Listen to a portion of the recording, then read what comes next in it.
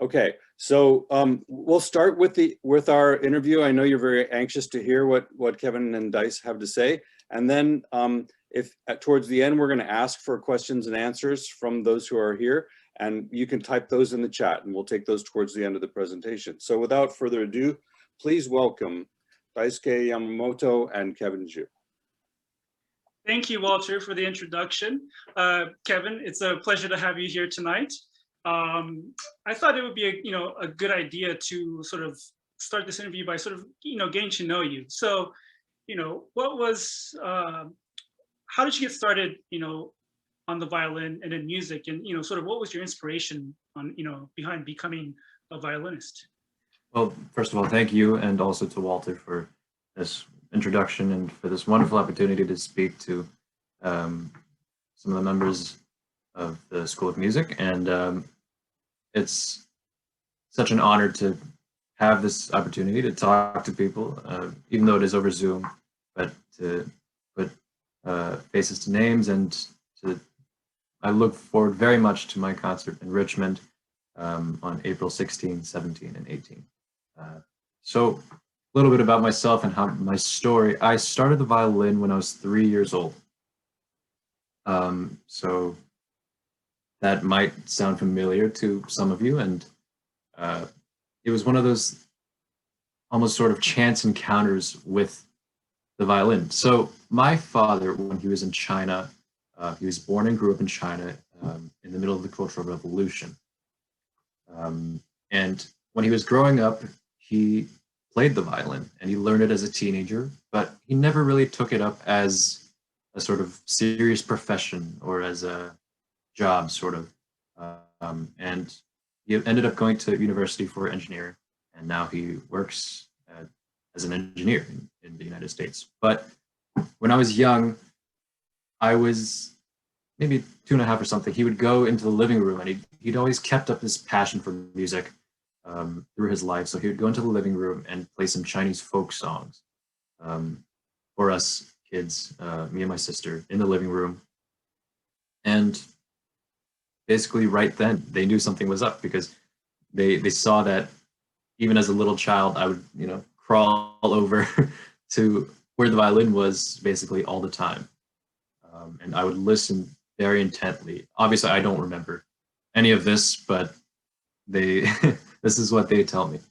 And I would listen for hours on end, day after day, and so they knew something was up. So they got me a little plastic, little toy violin to carry around and to, sort of try and figure out what's going on here. And I would carry that around the whole day. And I think since that point, my parents have known this, I don't know where it came from, but this passion and this attention that I had for the violin and the violin alone. And then as one does, you start playing on, a little small violin, maybe a 1/16 or 1/32 size. And at the time when I started, it was pretty much, even at that kind of reduced scale and size, it was pretty big for me, because I was a small child. And you just learn to grow with the violin. And I think it's been a crazy journey, but I'm so happy to have this chance. So currently, I believe you're studying at Juilliard, and you are studying with, one of the legends in the music world. And, for my generation, he was an inspiration to us, and he's sort of the reason why we all sort of started playing the violin. A lot of people say, oh yeah, we saw him on Sesame Street, and, that's sort of, got us onto that path. So I'm curious to know how, Mr. Perlman's teachings and playings has influenced you as a musician and how you approach music. For sure. So I'm currently a third-year student at the Juilliard School in New York, and I study with two teachers, actually. One of them is Mr. Perlman, the legend that he is, and the other is Mr. Li Lin. He's one of the more renowned pedagogues of our time, and he's got students that go on to win who knows how many major international competitions and doing all sorts of things around the world. But to your point about Mr. P, and we affectionately call him Mr. P, he's one of those characters where his ability to transcend the instrument is so strong, and his ability to make music so natural, so warm, and so human is so enormous in his personality and in his spirit, that just by talking to him, you get a little bit of that. And as you said, everyone knows his Sesame Street appearances, and he's been everywhere around the world. And to have a person with that sort of experience, who's lived more than 75 years and who's been touring for over 60 years, it's incredible to hear some of the stories that he has to tell and some of the jokes that he has to tell, and so many experiences in life, living life, that kind of factors into the way he sees the world and the way he sees the violin in relation to the world. And not to mention, his violin playing is so unique and so interesting, no matter when you listen to it or no matter what piece he's playing. And he has such amazing and fascinating insights into how the violin works, how music works, how expression works. And yeah, I'm so lucky to have the chance to actually work with him on a regular basis. So do you ever, in your own practice, catch yourself sort of, trying his fingerings, or sort of, that sort of influence just creep up in your practice or in your performance at all?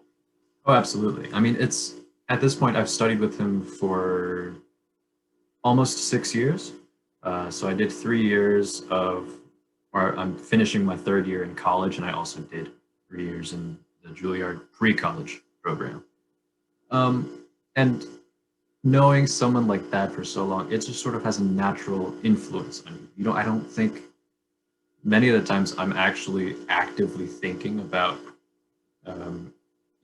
how do I want to use this finger, or do I want to play this like him? It's more of just sometimes you listen and sometimes you absorb, and through that absorption, it becomes a part of you. So I think it's less of a active decision of I'm going to play this fingering, or instead it's more of a, this is how I feel about it, so this is how I'm going to do it. So he's very encouraging in that sense. I take it that he wants you to explore your own musical voice. Absolutely, and that's one of the things he focuses very strongly on, is that each person is unique, and he can provide his insights, especially being such a unique player and person, into how you can develop that, how you can mold that into something new and exciting. And he always emphasizes, he always asks us in lessons, what do you want this to sound like? What do you think of this? Is there a word that you could describe this music with? And it always gets us to think and to sort of reevaluate and to ask questions about ourselves and about the music in a way that we wouldn't otherwise. So it's really quite extraordinary. So you had mentioned that you study with another teacher, Lee Lin, as well. And what is that like, having 2 teachers? Are they opposites? They complement each other well? Do you work on the same repertoire, different repertoire? So with Mr. Lin, I have known him and studied with him since I was the ripe old age of 6. So I'm 20 now, and that's, especially at this age, it's a very long time to know somebody. So at this point, basically, we're completely connected in our mutual goals and our things that we want out of the instrument and out of the music. And he has a very strong sense of both this personal building of a world in which your music exists, and also just the very strong technical facility things. So he has an understanding of both worlds equally strongly, which is so incredibly admirable. And it's one of the reasons I've studied with him for so long, because every lesson I always find something new.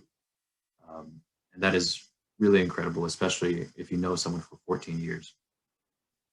And him and Mr. Perlman work in really quite well in tandem.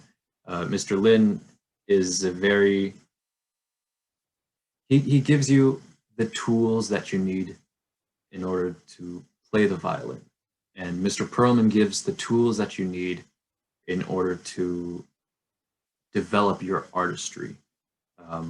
And Mr. Perlman, having so many years of experience of touring the world and playing all over the place, Mr. Lin having so many years of experience of teaching students, and so many different personalities, that they work in a way where you wouldn't expect, because they're both strong personalities, but they both present something unique.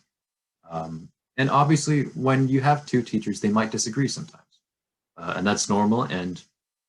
But the important thing is that they both encourage that whatever they say is absorbed by myself, digested by myself, and then I think about it, I ponder it a little bit, and then whatever comes out, comes out. So I'm very lucky to have them both. And I mean, I play the same pieces for them both. And sometimes, you know, I'll play one phrase a certain way, and Mr. Lin will say something. I'll play a certain phrase the same way for Mr. Perlman. He'll say something different. And so to have multiple sets of ears listening in to your playing and trying to help you develop is so helpful. Great. Yeah, I was just curious because, I myself studied with two different teachers throughout my entire school life. And, so I was wondering how, different people approach that balance.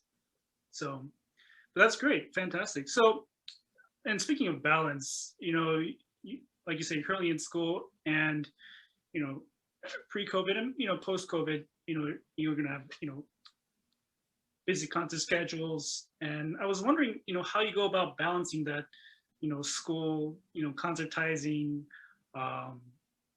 balance and life balance, just overall life balance. It's a difficult subject for sure.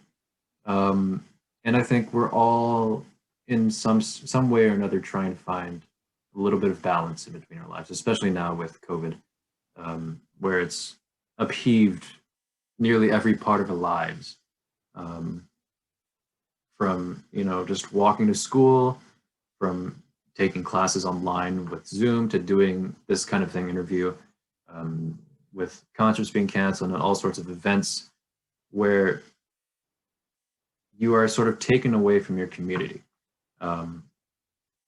And it's so important that we find for ourselves a strong set of values and beliefs that we can apply to ourselves, and that hopefully there will be a guiding point of light for whatever we do.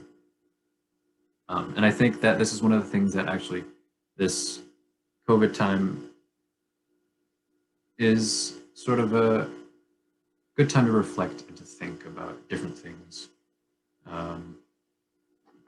And it's a little strange, especially for me as someone who, who plays concerts and is also in school, to find that balance. You always have to sacrifice something, but at different points you'll be trying to manage different things. So for me, I always think that my music comes first. And that's always been the case for me. I have been lucky to sort of have a few mentors in my life that have taught me time management very well. So I always keep a schedule right with me, and for what I'm going to do today, tomorrow, the day after, for the rest of the week, I have a calendar that I refer to a lot. And I try to micromanage a little bit, even though that's not always the healthiest thing to do. But I try to micromanage my schedule a little bit. So like I'll say at 10 in the morning, I'm going to do this, or at 11:30, I'm going to do this, at 12, I'm going to do this. And it helps me to sort of segment a little bit areas of the day where I can focus on certain things. And this also helps you to learn about yourself and your sort of habits. So for example, I love to do my homework at night. I just can't do it at any other time for some reason. So I always segment, a few hours after dinner, after I'm done practicing, and especially living in New York City with an apartment where you can't practice too late, it's even more helpful to me to just have all my schoolwork done at night. And then whenever I'm done. But then I'll wake up at my usual time and go about my day. But it also takes some time to figure out for yourself, when am I most effective in my practicing? When is my mind most calibrated to what I'm doing at a certain time of day? And I hope that you'll give it some thought, and hopefully you can figure something out for yourself as well. And I mean, it's a difficult situation. We have a lot of different things going on. We have to take classes online. I know for the students especially, so they know all about Zoom and the different ways to do things. But to establish both what you value and also how well you can do things at different times in the day are both really helpful for me.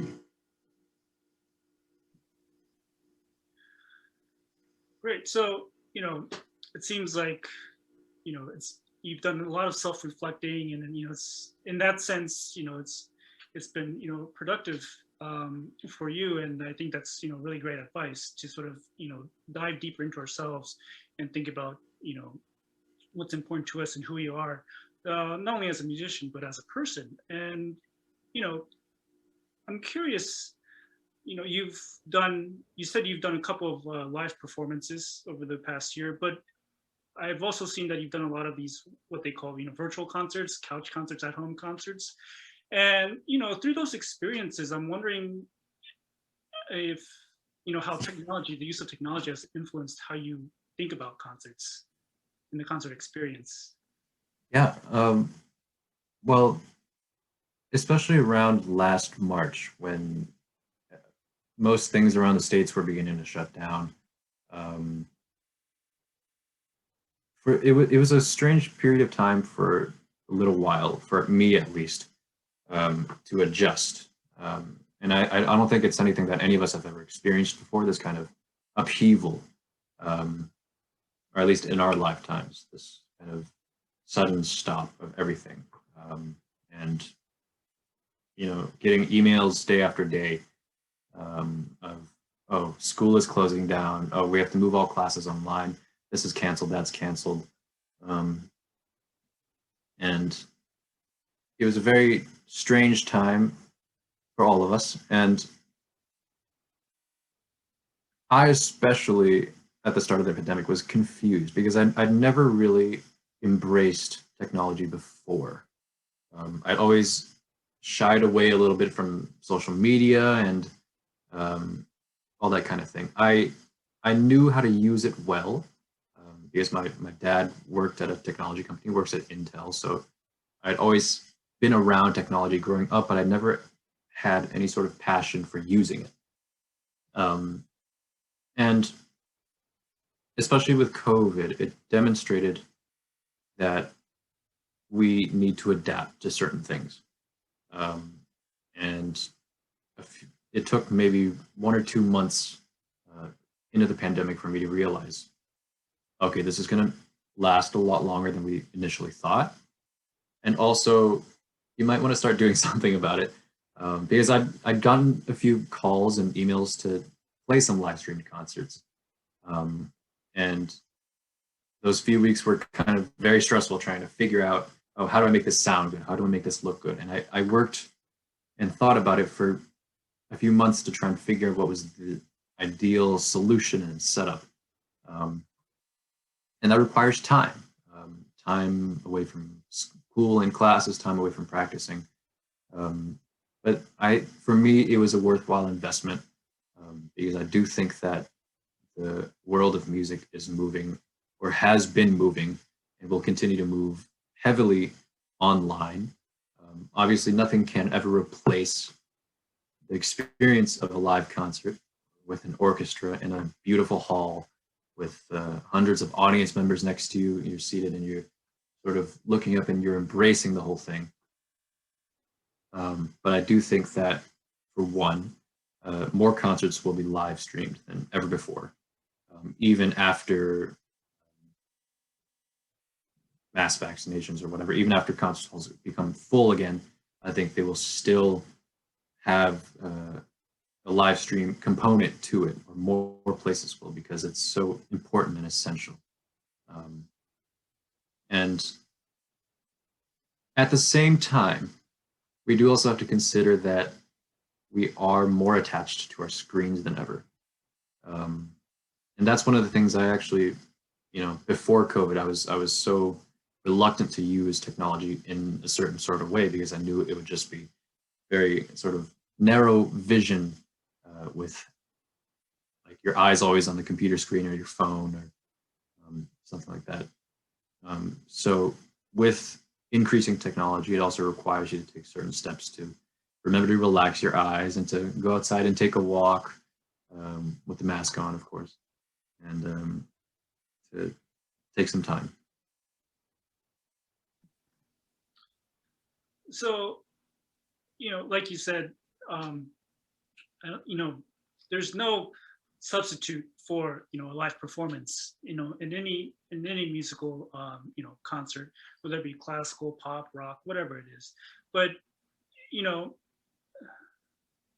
sort of piggyback on your comment about more live streaming, do you think that people, of course there will be more heart, the true fans that will always come to live concerts, but do you think it might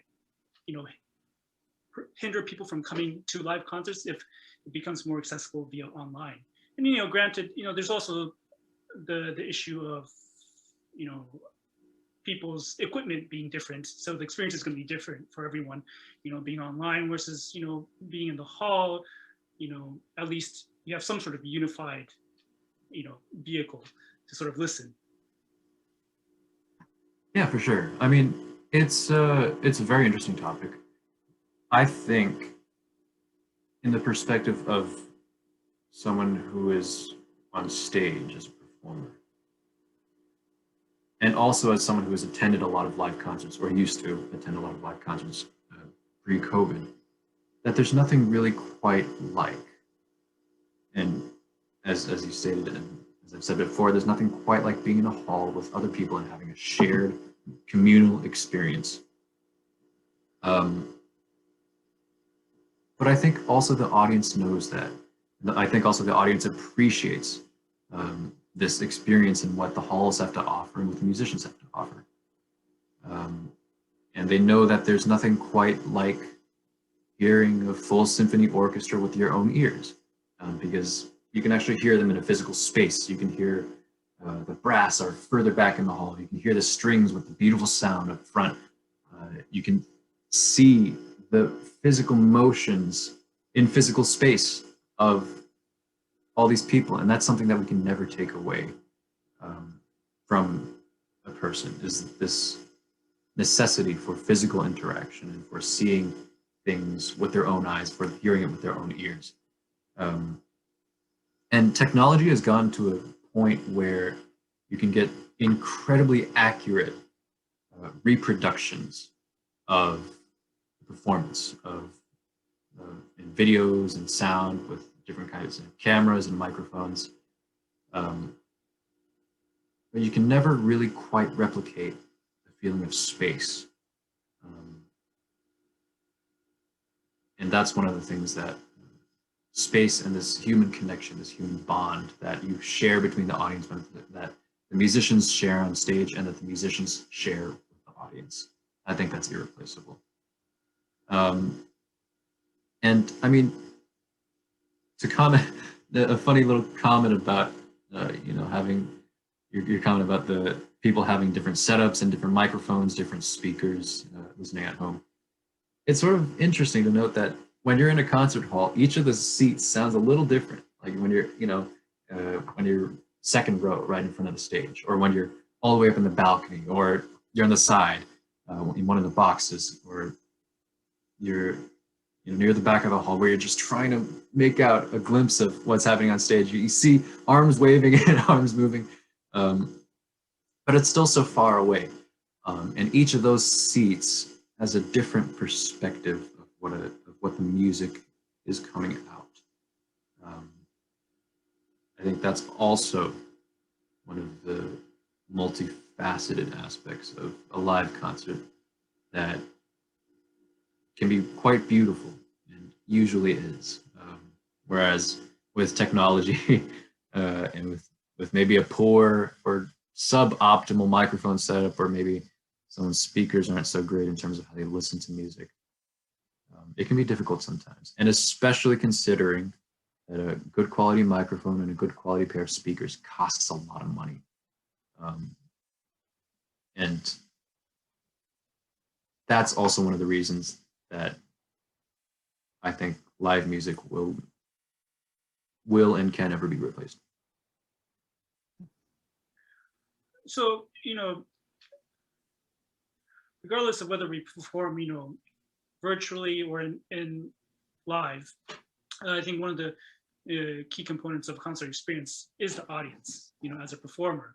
And so, I'm wondering what your relationship is to the audience when you're on stage. Are you in your own world? Do you play for yourself, or are you, aware of the audience and do you play for them? And has your relationship with the audience changed at all from doing these virtual concerts? Certainly, yeah. I miss the audience very much. And I think that tells us something about the relationship of the artist with the audience. It's a part of their purpose. It's a part of the reason for making music. And it's definitely a part of my purpose and my reason for making music, is that I want to bring these incredible notes on the page out for all of you. And I want to bring these incredible emotions tucked into the black notes on the page and tucked into my brain, and the interpretation, and how when multiple people come together, that's all different brains and all different interpretations coming together to form something beautiful. And I think that is so beautiful to have someone to express that to. And I think that it can only properly exist if there is a mind to create it and also a mind to absorb it. And I hope that whenever I perform, that somehow the audience feels something with the music, and that they are inspired, or that they think, or that it's thought-provoking to them. And it's one of those things that you can't quite explain with words. It's sort of a strange phenomenon where you walk out into an audience, or you walk out and you see an audience. Immediately, it's like a bond has been formed. Or if I'm sitting in the audience of a concert that I'm watching, I look at the performer, and internally in my mind, I just do I just think a small thought of wishing them well. I wish they have a good concert. And those are some very powerful feelings. And I mean, over time, especially with COVID, things have changed a little bit. You have to interact with your audiences mostly online or over a camera, which changes the way you present yourself, and it changes the dynamic between you and the audience. And especially when you're performing with, especially in the earlier stages of the pandemic, no audiences, or just in front of a computer screen, it was definitely disorientating to not have a pair of eyes looking back at you and a pair of ears listening to your music, but to have a microphone and camera was certainly disorientating. But you learn that it's also a good thing, because once you record yourself, you can be, in a way, hypercritical, and you can observe every little detail that you thought was coming out, and maybe it did, maybe it didn't, and you can really learn from that. But there's nothing quite like the emotional feeling of having an audience. So, when I was preparing for this, interview, I sort of, watch some of your performances that are online, and what strikes me is that you seem so calm, when you're playing is very mature, and I'm always curious to know if the stage was always your element, or did you are you in your element when you're on stage, and did you ever have to work on it, or is it something that just came naturally? They're both, I think. For me, there are definitely always elements where it just comes out. What happens, and you accept it, and you learn to live with it, and you learn to grow with it. And then, of course, there are elements where, I saw myself on camera walking on a stage. Oh, I don't like how I look, or I don't like how it sounded, or that doesn't look quite right or quite comfortable. And that's something you work on over years. And after each concert that you can watch of yourself, you learn more things about yourself. And you learn more things about how you're perceived. But for me, there are always these incredible moments on the stage where the player actually disappears into the music, into the connection, into the feeling. And I think those are the most valuable because they take you away from yourself and into a world that is greater than one person could possibly ever be. I think the stage offers that. And there are always these moments that I appreciate so much. The first rehearsal,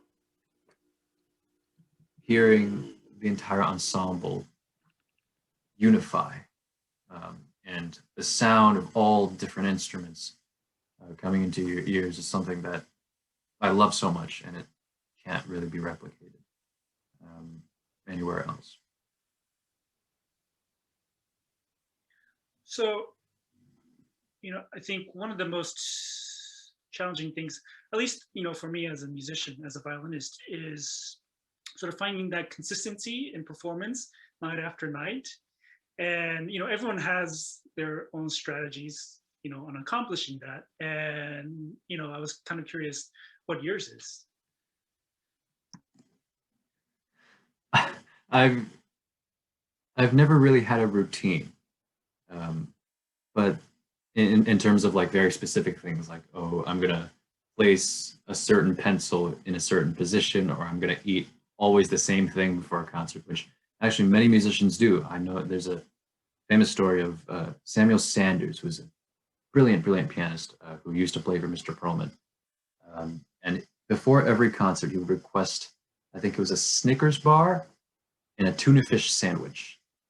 And he would have that backstage at every concert that he played, no matter where he went in the world.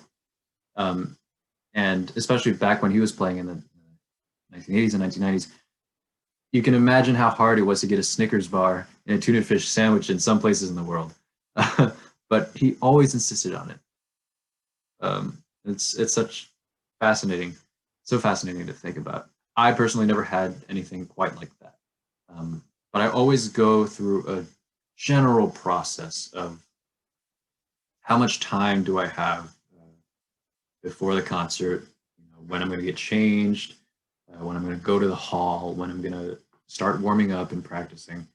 Those things don't really change for me. And it's good to have a routine, just hopefully one that is broad enough that if you miss one thing, you can recover. And I've had situations where I had to change pretty late. I've had situations where I didn't have enough time to warm up. I've had situations, where I didn't get to the hall until 5 minutes before the concert started. And you learn to adapt to the situations as they come. And the more that you experience, the more that you learn. And the more that you learn, the better off prepared you will be for whatever situation might come next. Great. So, like, Walters said at the beginning, you'll be joining us here in Richmond, in a couple of weeks, a little less than that. And, you're going to be playing the Violin Concerto #2 by Joseph Bologna. And I was wondering, is this a new piece for you? Yes. So, great. So in that case, what is your learning process of new pieces, especially ones that aren't traditional canon, and there aren't that many recordings out there, or and scores might be hard to obtain. Yeah, what is your process? The first thing I look at is, what was the composer's life like? When was he born? When did he die? What did he experience during his life? Was he a happy person? Was he a melancholic person? What kind of character was he? And in this case, Joseph Bologna was born in 1745 and died in 1799. So not that long of a life, but enough to have produced a lot of different works and pieces. And with those dates in mind, we can sort of place him in between two more well-known composers, Haydn and Mozart. His birth date was basically smack in the middle of them, so you can place him stylistically. And then once you have that information, you think, what is the character of music? And in order, that's a very, big question. It's a huge question, and it's one of the things that we spend our entire lives trying to figure out. But we can take a first step by looking at what key it's in. How does this key make me feel? And what does the orchestra have? If it's a concerto, what does the orchestra have? What do they play? Or what are they playing? What do they sound like? How does the music flow and ebb? What is the structure of the phrases? Is it 4 bars and 4 bars? Is it 6 and 6, 6 and 4? And you slowly sort of try to piece the puzzle pieces together in a way that is coherent to you. And you look at the harmonies. You look at the harmonies of the classical period. You look at the harmonies of this piece. Are they similar? Are they different? Are there things that are unique to this piece? How about the rhythms? Are they unique to this piece, or are they very homogeneous in style? Are there things that stand out? And those are actually all things that you partly learn by listening to a lot of different music, and partly actually learn in school with your theory classes, which I know might seem to be a bore, but I promise you it'll all be worth it at some point. Because it enhances your musical perception and your knowledge. And it's always a good thing to have more knowledge. And then, you look at how many movements there are in a piece. Are there 3 movements, 4 movements? Sometimes in Mozart, there are 2 movements. What are the characters? What are the general characters of the movements? How do we relate to each other? And, you can also look at if it's virtuosic, or if it was virtuosic at the time that it was written, or if it's a very melodic piece, a singing piece, a deeply emotional and heartfelt piece, or if it's sort of distant a little bit. And one of the other things is how much space is the composer leaving to the performer. For example, many of the Baroque and classical composers in the 16 and 1700s would almost want the player to improvise a little bit. They actually expected the player to improvise a little bit. And so in order to do that, some of the places in the music, they have to leave a little bit more simple. So now that we live in an era where that kind of performance practice is not so common, how can we help to bring out everything that's in the music in the liveliest way possible? And those are all things that I think about, especially as learning this piece. It's such a bright and exuberant piece with some brilliant technical passages and some gorgeous melodic lines, and how to weave them all together. It's been a real joy to learn this piece.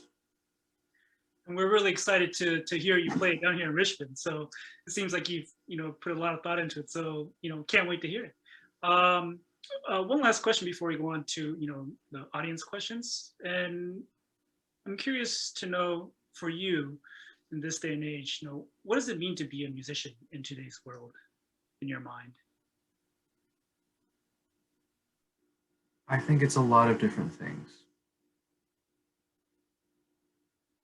And each of those different things is brought out by each individual who plays music. I think this also refers back to what I said earlier about defining the values and beliefs. Part of that is, what does music mean to you? And what does music mean to the world? And what do I mean? What is my music and what is my thinking mean to the people around me, to people who might not know me, and to society at large? For me personally, it's always been a source of inspiration for me. Music has always been a source of inspiration for me, and I hope to be able to pass that on to other people, to inspire other people. And it also brings out emotions in me. So I hope that with my music making, I also hope to bring out emotions in other people. And music has helped in healing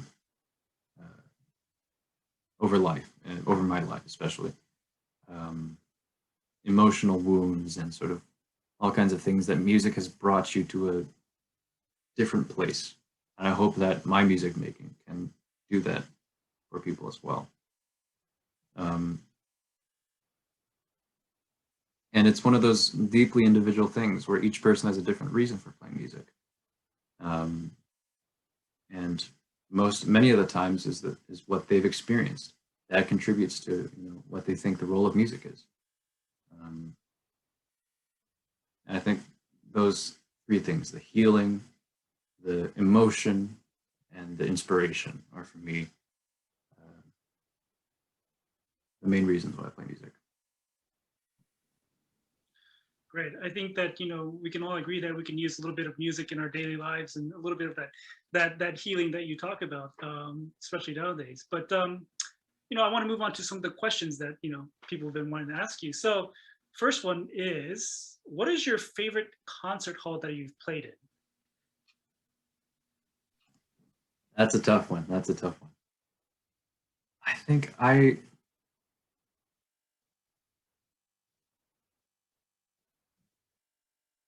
that's a really good question. I've never thought about that.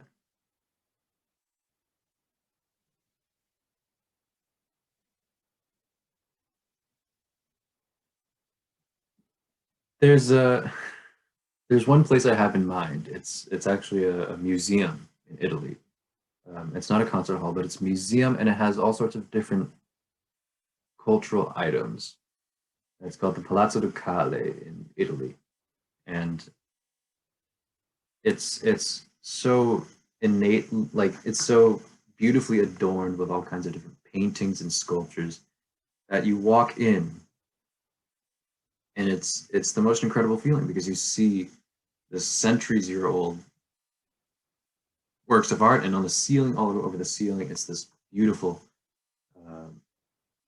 construction, and it's a beautiful work of art in in and of itself. And to play music in it is very inspiring because you take something from seeing the different images on the walls, thinking about the history of the place and the history of the artists who worked to build this and the artists who painted the things on the wall, painted the ceiling. I mean, who worked on the sculptures. It's incredible to think about.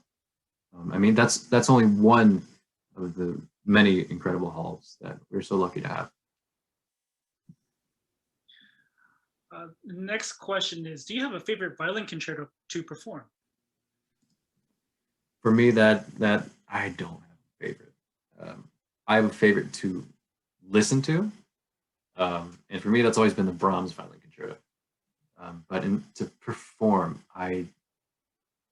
not really, because I think about when I learn any piece, as I play it, no matter what piece it is, I end up loving it. Because you work with it, you discover with it, you learn with it, and you grow with it. And for me, that process always brings me to a place of enjoyment of the piece, where I find beauty in the little details of the piece. So for every piece I play, it becomes almost the favorite one. The next question is, do you play any other instruments? Or, if you did, what would it be? So when I was younger, I learned how to play piano. I'm not very good at it, but I can sort of navigate my way around it a little bit. Yeah. If I had to learn one instrument, I don't know. That's also a good question. What can you play on the piano? I always try to play to finagle the some of the piano parts, to the sonatas that I play actually, to sort of figure out voicings and textures and harmonies, because there's so many, especially in sonatas that you play with piano. It's so incredible that they actually have so much more work than the violinist in most cases, because one, they're reading two lines and they play with both hands, and both hands play multiple notes at the same time, and they have this incredible amount of information that you can bring into your mind, and you can learn so much from how a composer voices things, how spread out the notes are, or how there's a dynamic in the piano part but not in your part, or there's a dynamic in your part that's not in the piano part. And so I always try to figure those little things out as I go along, especially with sonatas. Yeah, I mean, there's Heifetz was, famous for being actually really adept at the piano. He played the Franck, no problem. Yeah. So yeah, He was one of those guys that when he was working with his pianist in the later part of his life, Brooks Smith, that he would actually give fingering suggestions to the pianist, which is incredible to think about, because he's one of, if not the greatest violinist of all time, but also to have this sort of understanding proficiency of the piano to such a degree that he can give intelligent fingerings to another instrument is really incredible. Indeed, and yeah, and quite courageous too, to say it nicely. But anyways, next question is, how would you go about a roadblock during the practice progress where you feel like you aren't improving, even when you're using different approaches to your practice? Very good question. And one thing that, as people who practice, as our daily lives, something that's always important to think about. Roadblocks, to me, at the moment that they happen, they always feel terrible. They always feel like you're a setback or some sort of. It doesn't feel good to have some sort of roadblock, and you feel like you've tried everything there is to try in terms of different practicing techniques and methods, different ways of organizing things. what I like to do when I encounter one of those pesky roadblocks is take a walk. Sort of go away from the music a little bit, go away from the instrument, and look outside and find different little things that you could be inspired by. The color of the sky, or the color of the grass, or the sounds of the birds outside, and or if there's a body of water near you, and to distance yourself so that when you come back to the instrument, one, you're refreshed, you have a different perspective, and two, because your mind has had time to go to different things, it can come back and think differently. And three, it also gives you a good chance to get a little bit of exercise, go on a walk outside, and also to take a break physically with your hands. Because that can also be one of the main issues that you run into, is that you practice, but then you practice to a certain point, and because your fingers have been doing so much of the same thing over and over again, it's hard to do something different. So once you take a short little break, you come back, and your hands have more flexibility again. So yeah, that's what I would say. If you run into a real sort of roadblock where you're really struggling to get out of it, take a short break. Yeah, that's really good advice. A lot of composers have found inspirations from taking walks in the woods and nature in general. So, but yeah, that's great. Next question: have you ever had any doubts, and how do you deal with those? Oh yeah. And I think that's one of the most human things, is that we all have doubts, and we all struggle with either confidence or self-perception, or how we think other people think about us. We all have doubts, and especially with music, which is can be such a fragile thing.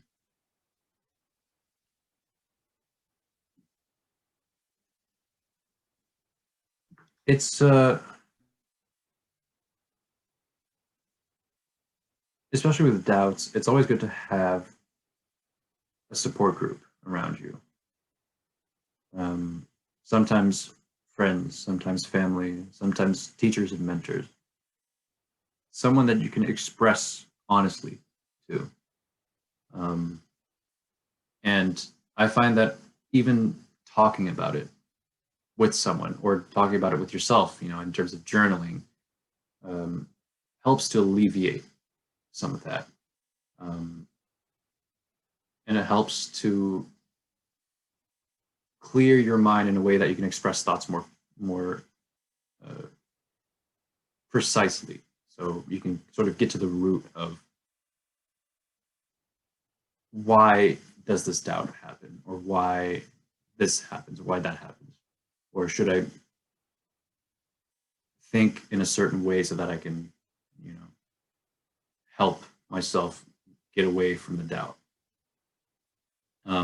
Yeah, that's what that would be my advice, is just to find someone that you like, who you trust, to speak and to talk to. Great. Let's see here. Next one is: do you ever get tired of a piece, playing a piece? So how do you deal with it, or yeah, how do you cope with that? Yeah, for sure. Yeah. Another good moment to take a walk. Another good moment to spend some time away, and then come back to it in a few days, and maybe some things have changed. Hopefully some things have changed. So has your perception of being a performer and connecting with the audience changed since you were a child? Yeah. I mean, I started the violin at age 3 in California, and when I was 6, I did a little local competition, right? And that was my first sort of entrance onto stage. So that, and back then, I don't think, I'm certain that I certainly had conscious thoughts, but I'm not sure if I remember very many of them. So I couldn't tell you at that time how I thought about, the public or the interaction or anything like that. But as I got older, as I got into sort of 11, 12, 13, it becomes important to think about why. And that's one of the things we ask ourselves, especially in adolescence, is why? Why do we do this? Why do I love this? And why does an audience matter? Why do other people matter? And certainly when I was younger, we always grow up, and I think this is actually one of the really natural things that happens to all of us, is that we grow up and we become absorbed a bit in ourselves. I mean, because that's the only experience we've had, is being with ourselves, and being with our own minds, and being within the confines of your being. And I think especially as you get to know more people, as you get older and as you grow, you learn different things about other people that make you question things about yourself. You learn things about yourself that make you question things about other people. And so the relationship between yourself and other people, especially a group like an audience, and with such a profound communication between you and the audience, it's bound to change. And so I've realized a lot of things about myself and about other people and about this interaction as I've grown, for sure. So one last question, before we go. Do you have any recommendations or advice to students who want to find a career or have a career as a soloist?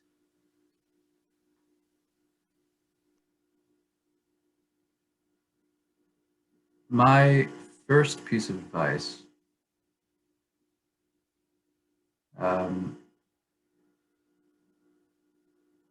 is to develop a group of people that you trust to give honest advice about your playing. That's one of the things that gets difficult as you grow older. If you're often in a soloist role, is that there are many people who will say, bravo. There are many people who will say, that was so wonderful. But you also need people to say, I didn't quite like how that sounded, or I didn't quite feel that way the same way you did. Because those are really important things, and they ground us, and they reset us in a way. And especially in terms of something so personal as your playing, so personal as your music making, it's good to have someone else to just be a guiding point at some points, Second piece of advice would be, don't overwork yourself. I think it's very easy to get stressed and to get sort of overly engaged and involved in every little aspect and detail of your playing in an unhealthy way. So always find times to take a walk, always find times to listen to other people, and always find a little bit of time to think. So those are my two pieces.